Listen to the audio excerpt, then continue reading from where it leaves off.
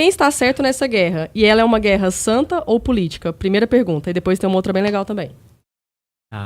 Primeiro que a gente, quando fala quem tá certo nessa guerra, a gente acaba entrando numa ideia de que você tem que tomar um lado, né? Numa guerra como essa. E a gente tá falando de uma guerra, não de um jogo de futebol.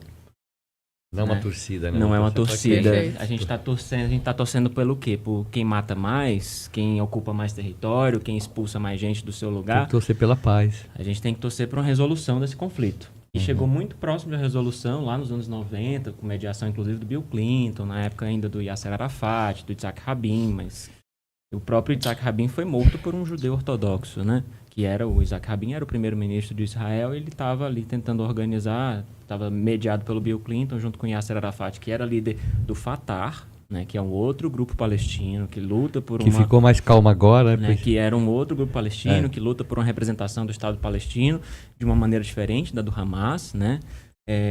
E aí quando a gente chegou mais próximo dessa possibilidade de uma resolução de paz, mas o que aconteceu não foi isso.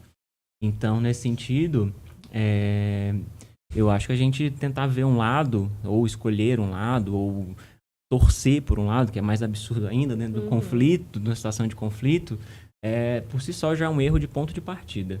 A gente tem que buscar, primeiro de tudo, ver quais são as ações dos dois lados, as ações que estão acontecendo, entender que de ambos os lados a gente tem visto atos de terrorismo, né? E aí eu não estou dizendo que o Estado de Israel é terrorista, mas está cometendo atos de terrorismo. A barbárie está dos dois lados. Né? O Hamas não é visto pela ONU como um grupo terrorista, mas está cometendo atos terroristas. Né? Então, é importante a gente perceber e analisar esses conflitos, e não só esse, né? Não com essa ótica eu tenho que ficar de qual lado. Cara, a gente tem que ficar do lado de buscar uma resolução. Né? Diplomacia. Uma diplomacia, uma situação, uma vivência, como o próprio nome do programa, do episódio de hoje, para uma vivência harmônica, né? Em harmonia. Por mais que seja difícil, ao longo da história da humanidade, a gente tem vivido muito mais período de intensos conflitos do que de paz. Então é possível? Essa é a pergunta. Seria possível, né, buscar essa harmonia? E seria uma guerra, então, realmente, uma guerra religiosa ou política? Então, o discurso ele é religioso, né? Tem uma parte do discurso que é religioso.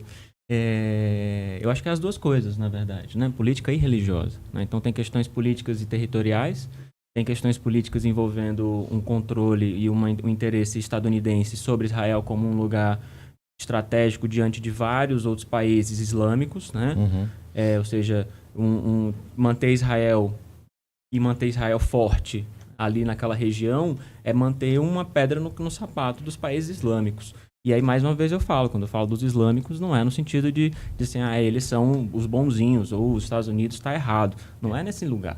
Mas os Estados Unidos ele está dividido, né? Ele não pode tomar partido, porque se tomar partido, os países árabes vão tomar partido e o petróleo vai subir muito e eles estão pensando na parte econômica, né? Olha que interessante. Ele tá tranquilo, segurando. assim, tá segurando.